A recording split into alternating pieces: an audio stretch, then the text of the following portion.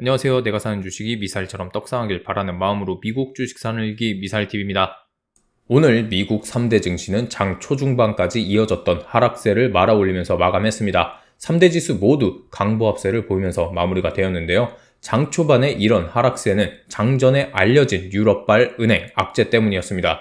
저번 주에는 크레딧 스위스로 인한 첫 번째 유럽발 금융권 악재가 터졌고 잠잠해졌으나 그새를 못 참고 이번엔 독일 최대 투자은행인 도이치방크의 파산 리스크가 치솟고 있다는 소식이 전해지면서 은행 리스크를 심화시키고 말았습니다. 도이치방크의 주가는 최대 15%까지 장중에 폭락하며 CDS 금리는 220bp까지 치솟았고 그로 인해서 도이치방크의 채권이 부도날 확률이 계속해서 높아졌다는 소식이 전해졌습니다. 먼저 이 도이치방크에 대해서 알아봐야 할 필요성이 있습니다.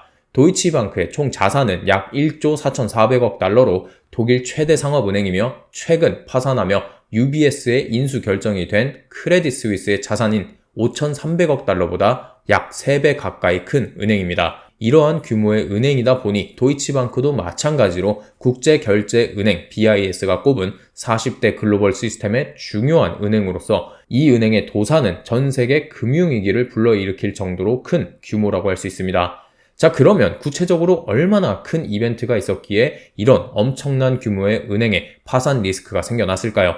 오늘 도이치방크에서 채권 조기 상환 발표가 있었습니다. 후순위 채권의 조기 상환을 결정, 구체적인 설명도 없이 한 것으로 알려졌는데요. 2028년 만기 채권이 98센트에서 90센트까지 폭락을 했고 이것은 채권값이 하락하면서 투매를 방지하려고 하는 것이라고 분석이 되고 있습니다. 구체적인 설명이 없이 도이치방크가 큰 손해를 보며 채권 조기 상환을 결정한다고 하니 시장이 놀란 것입니다. 크레딧 스위스가 망하고 나니 이런 은행의 발표 하나에도 발작 버튼이 눌리는 것이죠. 참 재밌는 사실은 이 도이치방크는 재무적으로도 상당히 건전한 은행으로서 금리가 초고속으로 오르던 지난해에도 60억 달러의 이익을 낸 회사입니다. 구체적으로 뱅크런과 같은 예금 이탈도 보고가 되지 않은 회사죠. 도이치방크가 이런 회사라는 것을 아는 독일 총리부터 유럽 여러 나라에서도 지원 사격에 나섰고 시장의 불안감이 사라져 오늘 하락세를 유지하던 시장이 상승세로 전환을 했습니다. 자, 그러나 주가가 상승한 것과는 별개로 더 큰 문제가 하나 생기고 있다고 생각을 합니다. 시장이 또다시 연준과 맞서는 아주 어리석은 짓을 하고 있는데요. 이번엔 무늬만 은행 리스크 사태를 겪었지만 또 은행 이벤트가 있다고 하니 시장은 또다시 연준은 더 이상 금리 인상을 못할 것이라는 쪽에 더 크게 베팅을 하고 있는 상황입니다. 어제보다 금리 동결 예측치는 커져서 현재 90% 가까이 되고 있고 올해 12월 기준금리 4.0%에 가장 큰 베팅이 몰려 있습니다. 작년 1년 내내 연준과는 다른 생각을 하다가 고작 한 달 전인 2월 달에도 두드려 맞고 주가가 폭락한 것을 시장은 여전히 잊고 있는 것입니다. 현재 시장과 연준의 생각은 완벽하게 다릅니다. 은행이란 자고로 자본주의의 근간이며 대형은행 하나가 무너지면 다른 은행들을 포함한 국가 혹은 더 나아가 전 세계 경제가 마비됩니다. 그렇기에 은행 파산이라는 최악의 사태를 어떻게 해서든 막을 거다라는 생각만큼은 연준과 시장이 같습니다. 하지만 동상이몽은 여기서부터입니다. 시장은 이것을 금리 동결과 금리 인하만이 답이다 라고 생각을 하고 있죠. 오늘의 썸네일에서 보여드린 파월의 말은 시장이 속단하여 파월이 이렇게 불안해할 것이다 라고 생각한다는 것을 보여드리려고 한 것입니다. 과연 파월 의장은 이런 생각을 할까요? 연준은 다르게 보고 있다고 생각합니다. 연준은 미국의 은행은 강하고 중앙행정부가 은행 리스크는 막아줄 것이니 우리 연준은 인플레이션 잡는 데에 집중하자고 생각하고 있습니다. 그것은 바로 이번 FOMC에서 있었던 추가 금리 인상 가능성이 있으며 올해 기준금리 인하는 없다는 파월의 말과 점도표에 의해서 확인이 되었습니다. 저는 계속해서 시장이 정신 못 차리고 청개구리처럼 결정권이 있는 연준에 맞서 싸우고 있다고 생각합니다. 오늘 블라드 총재도 한마디 거들었죠. 금융위기는 잦아들고 있으니 우리는 인플레이션에 집중해야 하고 금리를 더욱더 인상해야 한다고요. 물론 매파 인사로서 당연한 처사가 아니냐 할 수 있지만 은행 리스크에 대해서는 일반인들보다 훨씬 더 많은 정보에 접근할 수 있는 한 연방은행의 총재인 제임스 블라드가 아무런 근거 없이 이런 말을 했을까요?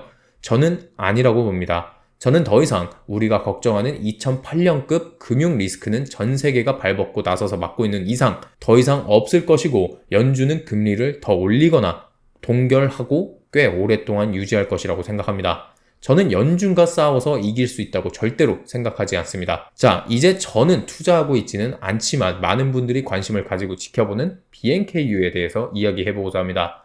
BNKU 차트를 한번 살펴보겠습니다. BNKU를 주봉으로 보면 현재는 2020년 주가의 최저점이었던 7달러보다 약 2배 이상 높은 상태입니다. 그렇다면 더 하락할 가능성도 없지 않겠죠. 그러나 여기서 주목해야 할 것은 바로 거래량입니다. 그만큼 사람들의 관심이 은행주에 쏠렸다는 말이며 미국 대형은행들 10개의 주가 변동을 10%씩 분산하여 주가의 움직임을 만들어내는 BNKU인 만큼 변동성도 어마어마하게 커졌다는 말이 됩니다. 현재 BNKU의 거래량이 상당히 많아진 만큼 차트에 입각해 단기 투자를 하는 사람들이 그만큼 많아졌을 것이기 때문에 차트 분석이 굉장히 중요합니다. 차트를 한번 살펴보면 아래로 하방이 열려있고 코로나 당시 최저점이 7달러였던 것을 감안하면 지금부터 최악의 경우 7달러까지도 내려갈 수 있다는 것을 감안하셔야 합니다.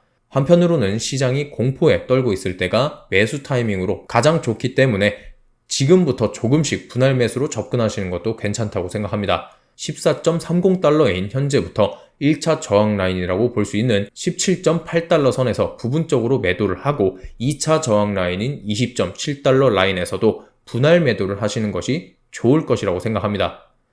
자, 제가 준비한 소식은 여기까지입니다. 주식 유튜버로 거의 매일 영상을 올린 지 약 9개월이 되는 기간 동안 아무런 변화 없이 편하게 영상을 만들어 왔다고 생각합니다. 그렇게 영상, 썸네일, 제목 스타일이 굳어져 갔고 특별함도 없고 감흥도 없는 영상들이 줄을 이루면서 결국 조회수 하락과 구독자 정체기가 왔습니다. 그리하여 고심 끝에 여러 가지를 시도하기로 마음을 먹었고 썸네일부터 영상의 내용들까지 계속해서 변화를 주려고 합니다. 한동안 많은 것들이 변화될 것이지만 적어도 여러분들의 장기 투자를 독려하고 여러분들과 함께 할 것임은 변함이 없을 것입니다. 그리고 TQQQ와 SOXL 장기 투자에 대한 인사이트 영상도 꾸준히 올릴 계획입니다. 변화는 항상 달가운 것은 아닐 수 있지만 긍정적인 방향으로 변화할 수 있도록 꾸준히 노력하는 미사일TV가 되도록 하겠습니다. 오늘 영상도 도움이 되셨다면 좋아요와 댓글, 구독 그리고 알림 설정까지 부탁드리겠습니다. 감사합니다.